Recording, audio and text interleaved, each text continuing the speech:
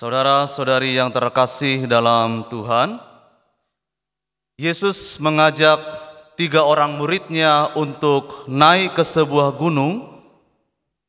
Ketiga murid itu ialah Yakobus, Yohanes, dan Petrus. Gunung itu seringkali disebut dalam tradisi kitab suci sebagai Gunung Tabor. Dan peristiwa ini adalah peristiwa di mana Yesus menampakkan diri kepada para muridnya dan menyatakan kemuliaannya kepada mereka. Peristiwa ini sering juga disebut sebagai peristiwa transfigurasi. Secara umum peristiwa ini ingin menunjukkan kepada kita bahwa Yesus ingin mengantisipasi hari-hari penderitaannya yang akan dilaksanakannya di Yerusalem. Oleh karena itu Yesus kiranya ingin menyiapkan para murid supaya mereka menyaksikan kemuliaan Yesus ini, supaya nantinya mereka ketika melihat hal yang berbeda penderitaannya, mereka diharapkan setia kepada Yesus. Oleh karena itu sering juga peristiwa ini disebut sebagai peristiwa transfigurasi menuju transformasi. Artinya dari kemuliaan menuju penderitaan. Saudara-saudari yang terkasih, marilah kita merenungkan beberapa poin berikut ini. Pertama, dikatakan Yesus mengajak 3 muridnya ini ke atas sebuah gunung yang tinggi. Dalam kitab suci kita tahu bahwa gunung itu bukanlah sekedar tempat yang biasa, tetapi gunung itu adalah tempat di mana Allah dan manusia dimungkinkan untuk bertemu. Yesus dalam hidupnya berulang kali pergi ke sebuah tempat yang tinggi, atau dapat juga disebut ke gunung untuk berdoa. Karya-karya besar yang dimulai oleh Yesus selalu dimulai dengan pergi berdoa. Untuk memulai karya-karya penting, Yesus memulainya dengan doa. Dan di tengah-tengah kesibukannya, kelelahannya bersama dengan para murid, Yesus juga mengajak mereka untuk pergi ke gunung berdoa.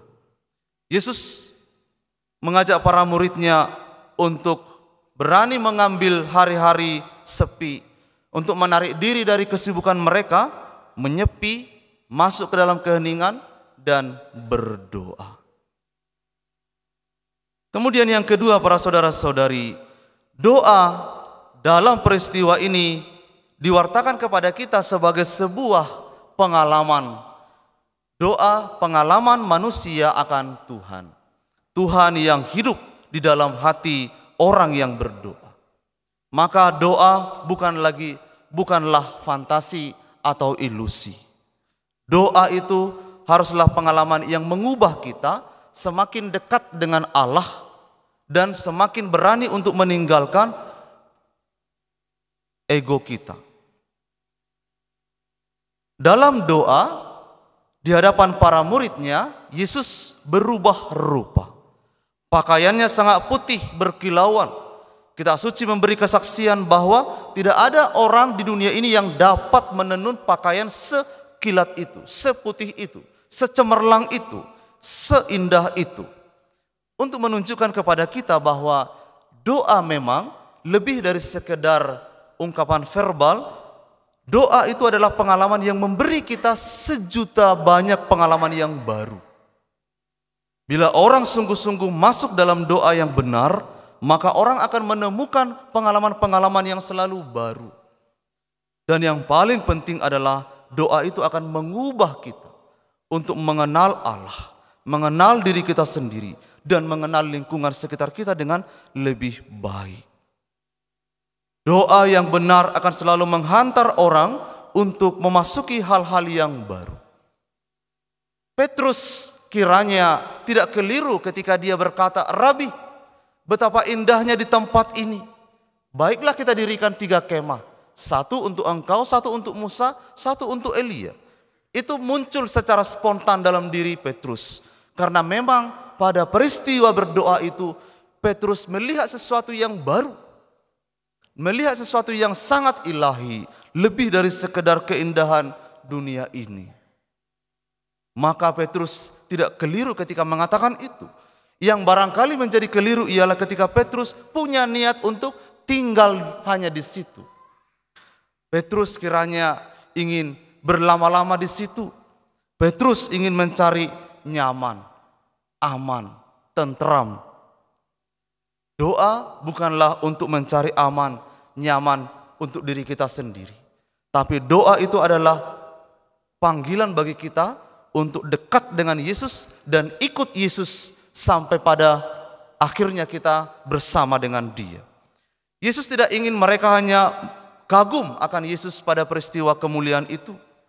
Tapi Yesus ingin mereka juga nanti ikut turun, ikut menyertai Yesus sampai pada peristiwa penderitaannya.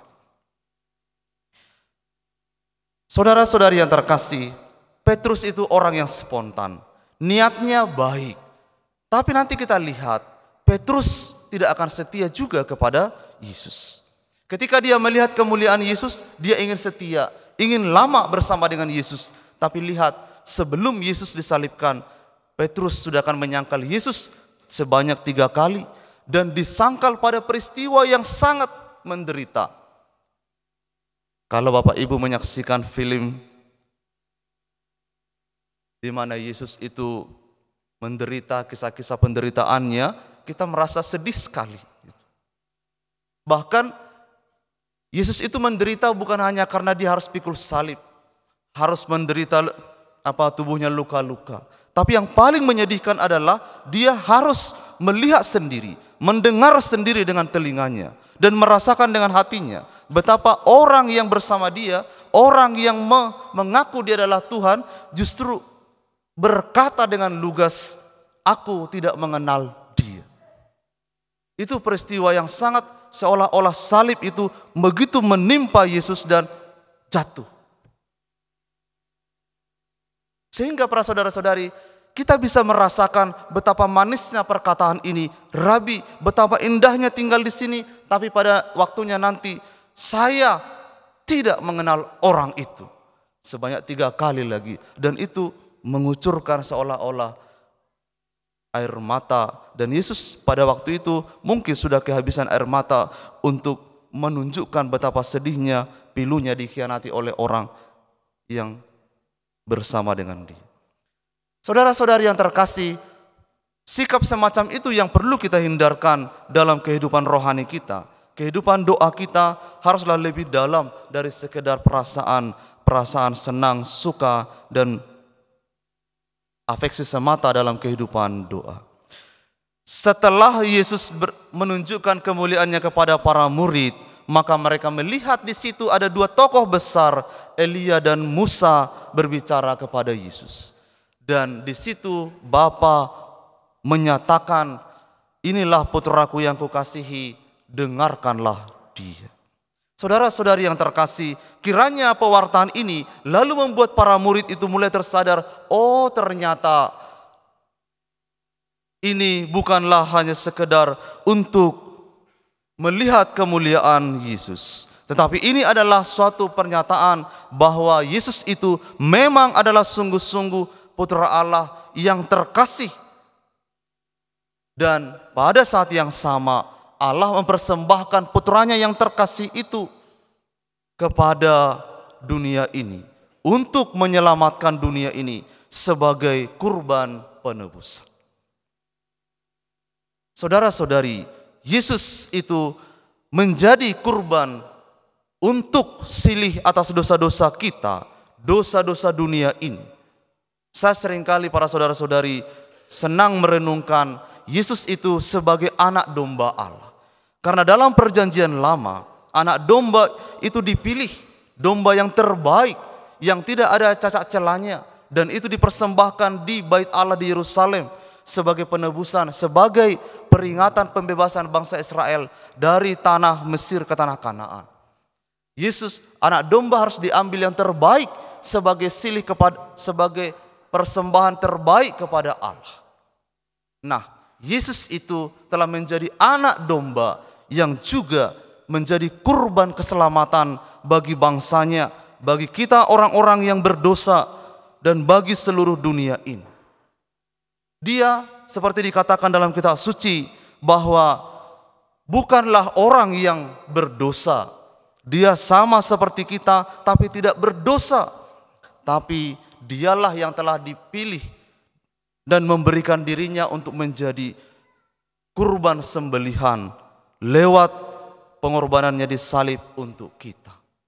Yang terbaik haruslah dijadikan untuk persembahan yang terbaik juga kepada Allah. Allah kiranya diwartakan kepada kita hari ini sebagai Allah yang tidak menunda-nunda untuk menyelamatkan bangsanya. Allah tidak memilih-milih untuk memberikan yang terbaik untuk keselamatan kita. Allah itu memilih yang terbaik, putranya sendiri yang Dia kasihi sendiri.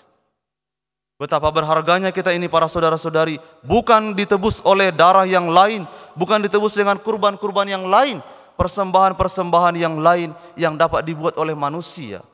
Tapi kita ditebus dengan sebegitu berharganya, sebegitu mulianya.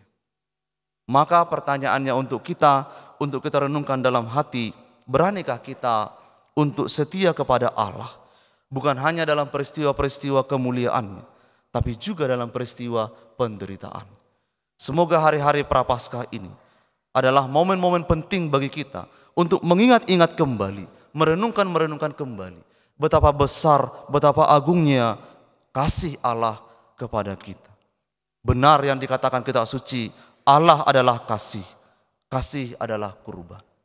Allah mengasihi kita, beranikah kita berkurban dengan setia kepada Allah? Tuhan memberkati.